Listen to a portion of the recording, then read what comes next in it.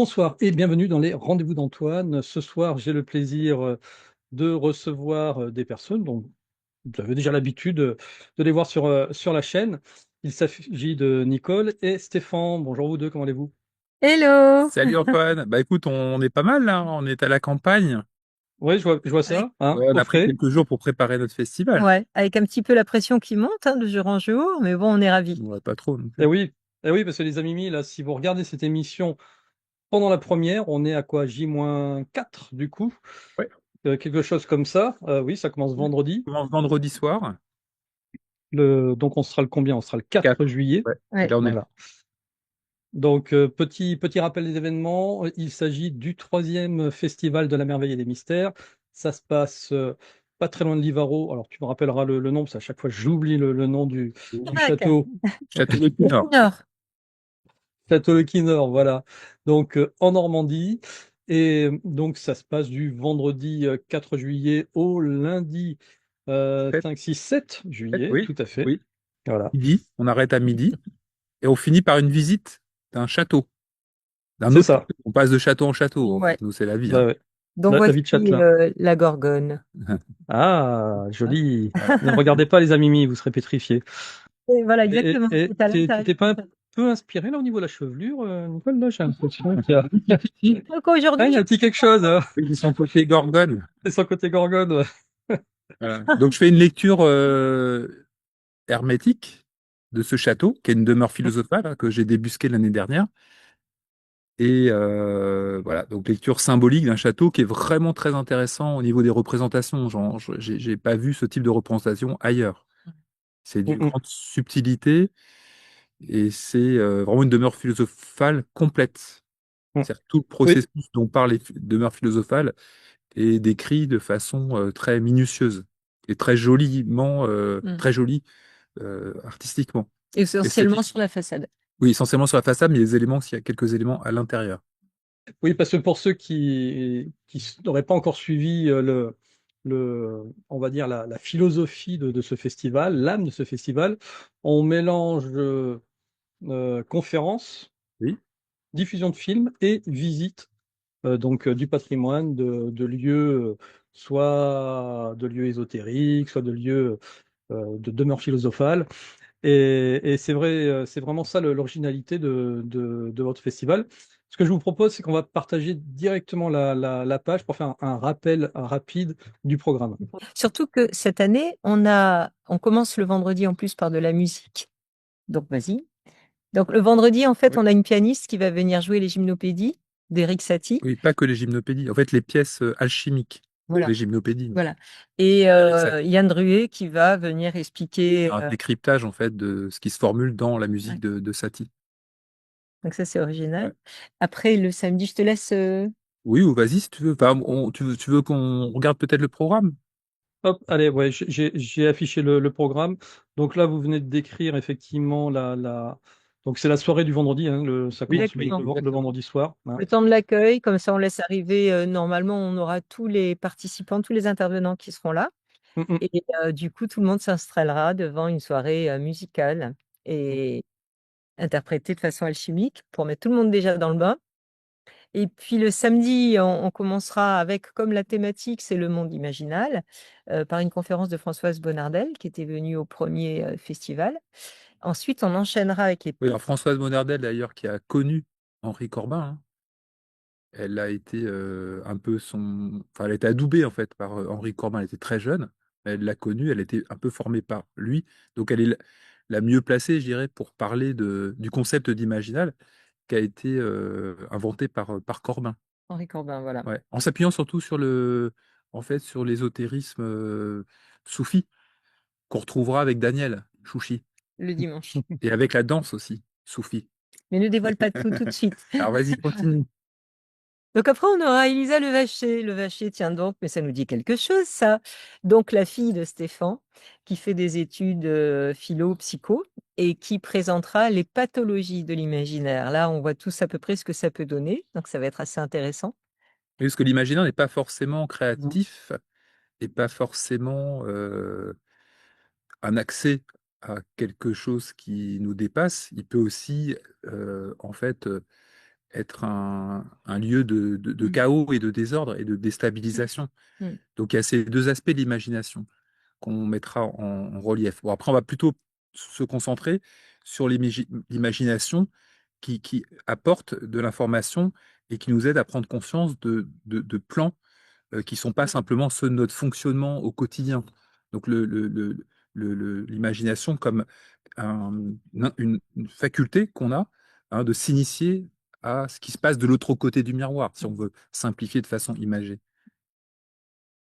Et ensuite, on enchaînera avec deux conférences qui seront autour des cartes, hein, néanmoins. Oui, oui, les jeux de cartes. Voilà, Charles Humbert qui parlera de l'imaginal de la divination et Guillaume Morera qui parlera de l'imaginal du jeu de 52 cartes en introduisant l'astrocartomancie et le livre des temps, tout un programme.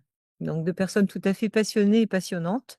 Ouais, et là, il y a une quelle idée que, parce que donc le samedi, c'est vraiment le point commun, c'est quand même, à part Françoise Marblet qui va poser les principes de l'imaginal, après, et après Elisa qui va nous expliquer que l'imagination, elle peut aussi être chaotique.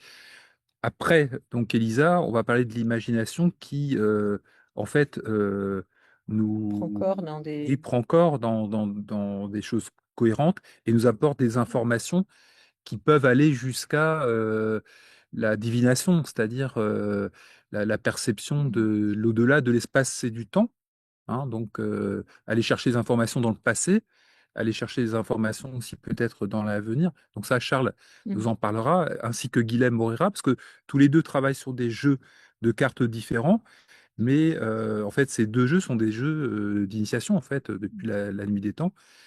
Et chacun vous proposera une lecture de ces jeux qui peut être, enfin, qui est pertinente, hein, Voilà. Et l'idée, c'est c'est- que l'imaginal, l'imaginaire repose aussi sur des archétypes qu'on trouve depuis la nuit des temps dans ces jeux qui sont existants depuis fort longtemps. C'est ça qui est un petit peu magique, c'est que ça n'est pas un hasard. Ensuite, on aura Un notre... habitué, eh oui, Bon. Non, un habit. Excuse-moi, j'ai bien... elle est culte. Alors moi, je ferai une petite conférence justement de transition entre les jeux de cartes et puis le film sur les ovnis, avec cette idée que dans les jeux de balles et de ballons, il y a quelque chose qui se joue autour de l'archétype justement de la rotondité, qui est en fin de compte la représentation de notre soi. Donc dans les jeux de balles et de ballons, dans lesquels on met énormément de passion, hein, il y a une Et d'argent. fureur collective autour de ces jeux, mais parce qu'en fait, ils sont porteurs justement d'archétypes, d'informations, et puis aussi de perspectives qu'on réduit au temps du jeu, mais qui devraient nous amener à réfléchir pour qu'on comprenne finalement pourquoi on se passionne autant pour ces jeux a priori dérisoires autour de balles ou de ballons, mais en fait, ils ont une vraie dimension justement imaginale, c'est ça dont je parlerai. Oui. Et puis on fera justement la connexion avec les ovnis comme projection du centre hors de soi, qui peut être. Donc là, on suivra la piste jungienne. Après, Georges Combe, il nous montrera que, enfin, il reste dans l'expectative, c'est-à-dire qu'il y a peut-être une réalité Oui. aussi au venu. Et c'est possible que ce soit un phénomène de projection individuelle ou collectif. En fait, ce qu'il y a de bien avec Georges Combe, et c'est ce que j'adore Hum. chez lui, c'est que c'est notre Monsieur Colombo, hein, on l'avait déjà dit. C'est-à-dire que c'est vraiment, il va voir des militaires, il va voir des scientifiques. Voilà, lui, il est là pour mener une recherche. Il n'assène pas du tout son opinion. D'ailleurs, à la fin, on connaît rarement son opinion, mais en revanche, on aura appris plein de choses sur ce sujet qui est passionnant, et surtout en ce moment. On en parle beaucoup, et d'ailleurs, j'ai appris que même dans les universités, maintenant, on étudie tout le sujet OVNI de façon très, très sérieuse. Ensuite, eh ben, il sera temps d'aller se coucher, et Oui, on prendra le dimanche matin Pas avec, trop tôt non plus, hein, 10 heures, ça va. avec le chant du Simorgue, présenté par Daniel Soucy, qui était déjà venu l'an dernier. tout à fait. Et qui nous présentera alors le chant du Simorgue. Le Simorgue, c'est un oiseau. Oui, dans la conférence des oiseaux, c'est le titre de l'ouvrage, enfin, c'est enfin, le titre, la traduction qu'on a donnée à cet ouvrage-là. Et c'est un imaginal en fait en soi, hein. Et donc il va nous expliquer ce qui ressort de cet univers-là, qui vient directement de l'univers soufi. Ouais. Hein, parce que chaque peuple, chaque tradition a son imaginal, mais après, il y a des points de correspondance, hein, Mm. de connexion entre les différentes traditions. Ce sera d'ailleurs un petit peu l'enjeu du dimanche, c'est de voir D'explorer. comment Mm. des traditions Mm. ont fondé un imaginaire cohérent et de comprendre finalement en écoutant chacun de nos intervenants bah, justement qu'il y a des connexions, que finalement c'est un peu la Mm. même chose qui se dit, c'est la même invitation à se spiritualiser souvent d'ailleurs, qui est faite à travers ces vastes mondes Mm. imaginaires, mais qui ont leur cohérence et puis leur puissance à la fois émotive et qui sont lumineux, hein, c'est un terme de Carl Gustav Jung, c'est-à-dire qui exercent une vraie aimantation, d'ailleurs comme les jeux de balles et de ballons Mm. dans les... Mm. pour faire le lien avec la soirée Mm. précédente. Voilà, et ensuite on va enchaîner, on est ravis de l'avoir avec Philippe Liénard qui présentera Les Hmm. Templiers et leurs pensées mystérieuses et donc son impact historique sur l'imaginaire. Philippe qui n'avait pas pu malheureusement venir au premier festival. Donc là on est ravis, il sera là enfin avec nous pour nous parler de sa grande passion. Il est intarissable sur les Templiers et donc là il les abordera sur l'angle de l'imaginaire. Oui, et je pense que c'est le chercheur qui est allé le plus loin dans sa quête justement de cette connaissance templière. Je crois qu'il a fait 6 ou 7 ouvrages, il y en a Ouais. encore un ou deux de prévus. Mm. Donc il a vraiment essayé de dépasser aussi les clichés et puis un petit peu les fantasmes, hein. C'est quelqu'un aussi qui va chercher dans les bibliothèques Mm. qui sont parfois un peu interdites d'une certaine manière, comme la bibliothèque du Vatican. Donc, il a un propos sur les Templiers qui est vraiment fondé, qui Mm. n'est pas fantasmatique. Ouais. Voilà, et justement, après, nous aurons La danse des atomes par la compagne de Daniel Fushi, Narges Kell, qui nous fera une représentation, une explication, une représentation de la danse soufie. Oui. Moi, Qui va nous je suis expliquer ravi qu'elle le fasse. De mémoire, j'avais effectivement échangé avec elle l'année dernière. Elle est derviche tourneur, hein, si je Oui, ne me trompe oui. pas. Et j'avais dit, ah, ce Derviche serait tourneuse. génial, tourneuse du coup. Alors, je ne sais pas si ça se dit. Alors, derviche, je Et, sais pas ce que ça donne, mais bon. et du coup, je lui ai dit, ouais, ce serait génial si tu pouvais venir un jour, bien, justement, faire une représentation. Donc, elle va faire une Ouais, représentation de derviche, c'est ça? Oui, oui. Et je pense qu'on la fera à super. l'extérieur devant notre grand arbre, Ah, notre génial. Faudra lui demander. platane, Mm, mm. platane d'Orient qui a 800 ans et quelques, et qui a un arbre magnifique. Mm. Et j'aimerais, s'il fait beau, il devrait faire beau normalement, que ça se fasse à cet endroit. Voilà, si Voilà. les Et ce conditions qui lui est conviennent. intéressant aussi avec Narges, c'est que cette danse, en fait, pour elle, c'est pas qu'une danse. Enfin, Mm. c'est une façon Oui, oui, oui. de. Enfin, elle s'inscrit dans le prolongement de la pensée aussi et de l'imaginaire des soufis. Il Mm. s'agit de tourner d'ailleurs autour d'un centre Autour et du de centre. trouver son centre Ouais. et de garder l'équilibre, ce qui est pas évident, hein, autour de ce centre qu'il faut déjà stabiliser. Et ça, c'est un travail à la fois physique et puis aussi psychique et spirituel. Donc ça s'inscrit bien dans toute notre réflexion sur l'imaginal comme Mm. projection finalement du monde archétypal qui nous informe sur finalement ce qu'on a réalisé en tant qu'humain. Mm. Et là, en plus, ce qu'il y a de bien, c'est qu'on va lâcher les mots pour voir tout ça dans un corps et une danse. Donc, Mm. ça fera une belle respiration, très, très belle. Voilà, ensuite, on va enchaîner avec la conférence de Mona Braz, qui est druidesse en Bretagne et qui va nous parler de l'imaginal astrologique Et celtico-druidique. et Oui, oui, celtico-druidique, bien sûr. oui, oui. Parce que les Celtes, en fait, fondaient leur pensée, leur imagination sur la Mm. connaissance des astres, Mm. l'astronomie, l'astrologie. Mm. Donc c'est aussi une belle rencontre, hein, Oui, Mona oui. Braz, voilà, c'est quelqu'un de Mm. très passionné. Enfin, comme tous nos intervenants, hein, Oui, je oui. vois le point commun en chacun d'entre eux, c'est que ce sont des personnes qui sont en quête depuis Mm, longtemps mm. et qui ont avancé dans leur recherche et puis arrivent à transmettre leur passion et puis leur connaissance substantielle. C'est pas que théorique en fait, hein. On va sentir que quelque chose se Mm. passe entre cette parole qui est émise et nous en tant que récepteurs de cette parole. Mm. C'est du flux en fait d'énergie et de substances voilà, qui nourrit. Mm. Et ensuite, on enchaînera avec l'imaginal poétique dans l'œuvre de William Blake Oui, par Rémi Soulier. Rémi Soulier, donc un penseur, auteur que j'adore. Donc c'est un philosophe, hein, mais qui a une approche voilà, et de la philosophie et de la poésie qui est très, très pertinente, ésotérique, hein, il y a une dimension ésotérique dans sa quête, et c'est aussi quelqu'un dont le travail manifeste son avancée.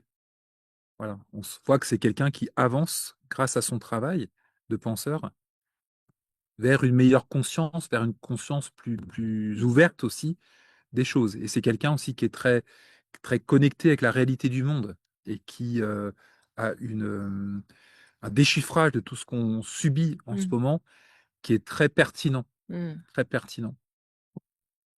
Voilà. Et ensuite, un nouveau Georges Combe avec le mystère du Léman, la Ouais, c'est Clémence. ça. Quand il vient, Georges, il vient pas pour rien, hein. Non. Non, Là, non. il nous Alors là, régale. il vient en plus, il nous fait un montage exprès pour nous.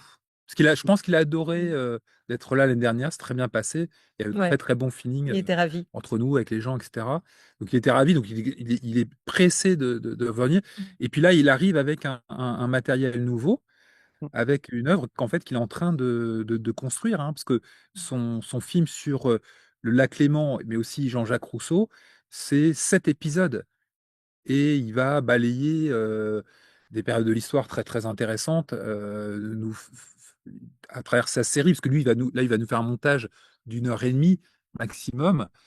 Donc ce sera centré sur quelques thèmes, Mm. mais son programme là, de ces 7 épisodes est considérable. Après, je rappelle que Georges Combe, hein, c'est lui qui a fait les films de Buren-Steinhaus. Mm. Hein, c'est-à-dire, s'il n'y avait pas eu Georges Combe, je pense que Buren-Steinhaus n'aurait pas forcément Puis sa notoriété. la notoriété qu'il a actuellement. Ouais, ouais. Hein. Tout à fait. Mm. Donc il a su vraiment mettre en lumière cette alchimie hein, que suit Buren-Steinhaus Mm. et lui donner corps en fait par l'image. Mm. Et sur le lac Léman, il nous a dit qu'il y avait à peu près plus de 100-120 personnalités qui sont passées par là. Et il en a pris quelques-unes qui sont hautes en couleurs. Et voilà, pour à la fois nous révéler quelques mystères et nous tenir en haleine pour qu'on puisse ensuite aller voir ces 7 épisodes, je pense. Mm, mm. En fait, là, le lac Léman, c'est vraiment un très haut lieu en termes d'énergie, et donc en termes d'aimantation, c'est pour ça qu'il a sous-titré Oui. L'aimant d'outre-tombe. Donc d'aimantation du meilleur, mais aussi du pire. C'est-à-dire, par rapport à l'actualité, il nous livrera certaines informations probablement qui T'as pourront. fait un lapsus, hein, t'as dit d'outre-tombe, c'est d'outre-monde. Oui, oui, oui, oui, oui, Intéressant. oui, oui, oui. Mais parce qu'en fait, tu sais que le château était fréquenté par Chateaubriand. Mm. Ouais. Voilà, c'est Mémoires d'outre-tombe. Oui. Mais c'est aussi chez. Parce j'avais déjà fait le lapsus avec devant Georges, et il m'a dit oui, bah oui, t'as compris, en fait. Il y a Outre-monde et Outre-tombe, c'est-à-dire qu'il y a les aspects aussi chargés très négativement. Mm. Il y a un lieu autour du lac Léman qui est chargé extrêmement négativement et qui est polarisé Mm. par un autre. Oui, voilà. À la construction, à la fondation duquel Jean-Jacques Rousseau a participé. Où a En- en- été créé Frankenstein Oui, et les vampires, je crois. oui. Mm. Ouais. En tout Donc, cas, les amis, voilà, Je sais- si vous êtes fan de Georges Combe, vous savez où est-ce que vous devez être le dimanche 6 juillet. Là, il y a pas le choix, hein. Première, hein, c'est vraiment une première. Ah ouais, c'est vraiment, c'est même oui, même une avant-première Oui, oui, avant-première, oui. le film est pas encore, Ouais. est pas encore complètement sous presse, on va dire.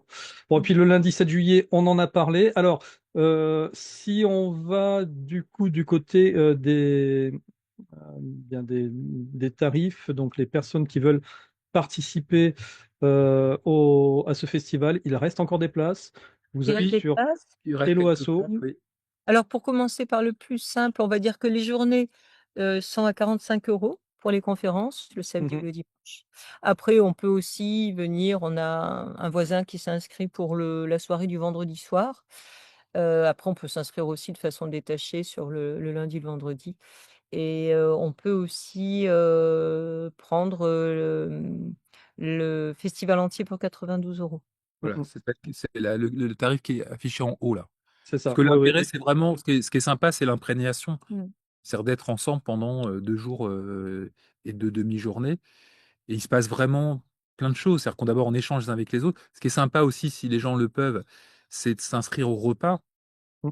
Pour échanger. justement échanger, parce que les temps entre les conférences aussi sont vraiment passionnants, quoi. Il se passe plein de choses. Il y a des amitiés qui se créent. Voilà, des Des découvertes qui intérêts se font. toujours. Ouais. Des Donc ça, c'est discussions. important.